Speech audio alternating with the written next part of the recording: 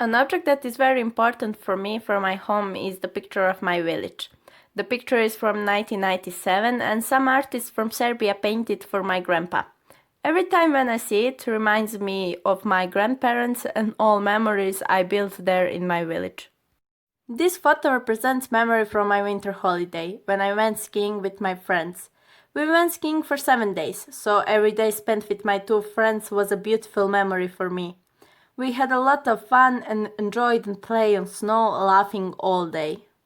This winter hat was made for my 13th birthday by my friend's mom. It's really funny and makes me happy every time when I wear it. This book belongs to my granny. She was writing poems, leaving a place for my aunt so she can write too. When my sister was 13 years old, my aunt handed it to her, leaving enough place for her to write her own poetry. Now, my sister is writing poems, leaving a places for next generations. It's really nice when you read poems from my grandma and aunt time, and I find this legacy really interesting.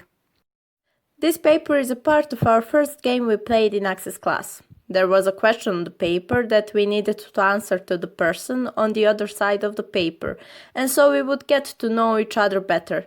I have a lot of physical access reminders, but this one is my favorite because from that day on I started this program which I really like. I like to read poetry, but not to write it. Reading poetry from our writer Vitomir Vito Nikolic makes me especially happy. I received a collection of his poems from my mom.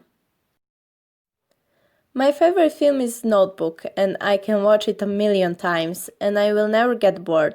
So my uncle cut the movie into CDs so I can watch it whenever I want, and each time it makes me cry. I have written diaries since 2014. I don't write them every day, so I only have two. I write memories that I would love to remember one day when I grow old, and this is one of the things I like to do the most. Ecstasy is part of some of my stories.